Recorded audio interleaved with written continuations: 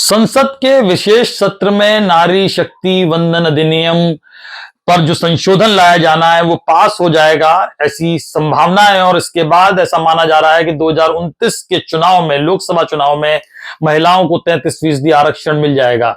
लेकिन किस्सा ये नहीं है, किस्सा ये है कि एक जमाना ये भी था कि एक सांसद साहब ने यह कहा कि अंबेडकर साहब उनके सपने में आए थे और इसलिए उन्होंने महिला आरक्षण बिल की कॉपी फाड़ दी।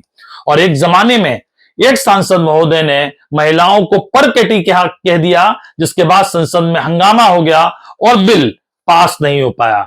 नमस्कार, मैं हूं पीयूष पांडे और आप देख रहे हैं द किस्सा।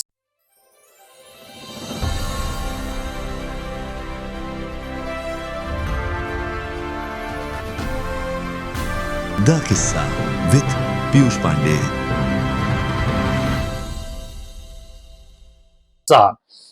संसद के विशेष सत्र में नारी शक्ति वंदन अधिनियम आना है, मतलब संशोधन विधेयक आना है, जिस पर चर्चा भी होनी है। 3 दिन प्रधानमंत्री बोलेंगे।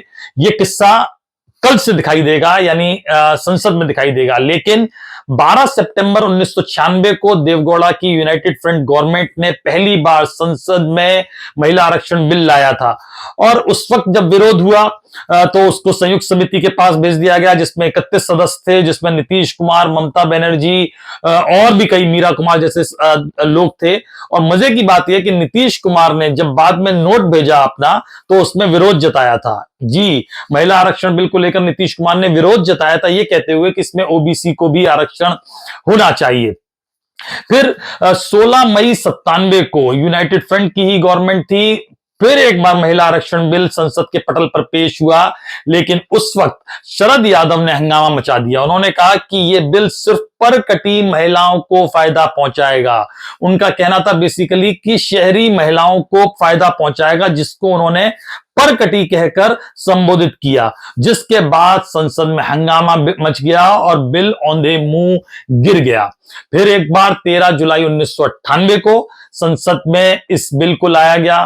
फिर हंगामा हुआ क्योंकि आरजेडी, समाजवादी पार्टी जैसे दल इस बिल के विरोध में थे। वो ओबीसी कोटा चाहते थे आरक्षण में भी, जिसको लेकर बहुत हंगामा मचता था। लेकिन उस टाइम जो 1998 में 13 जुलाई 1998 को जब बिल लाया गया, उस टाइम एक अनूठा हंगामा हुआ। हंगामा यह हुआ कि आरजेडी के सांसद थे सुरेंद्र प्रसाद यादव। हंगामा तो सभी सांसद कर रहे थे। उन्होंने जो स्पीकर थे बालयोगी, उनसे प्रति ले ली, फाड़ दी, उछाल दी। और जब उनसे सवाल किया गया कि आपने ऐसा क्यों किया, संसद का अपमान क्यों किया, तो उन्होंने कहा, मतलब मीडिया में स्टेटमेंट दिया कि डॉक्टर अंबेडकर उनके सपने में आए थे और उन्होंने कहा था कि इस बिल को फाड़ कर फेंक दें, इस बिल को सुहा कर दें, ये बिल अमल में नहीं आना चाहिए, कानून नहीं बनना चाहिए। महिला आरक्षण बिल फिर औंधे मुंह गिर गया था। और उसके बाद एक बार फिर 1998 में लाया गया, 2-3 महीने बाद ही, और उस टाइम फिर हंगामा मचा।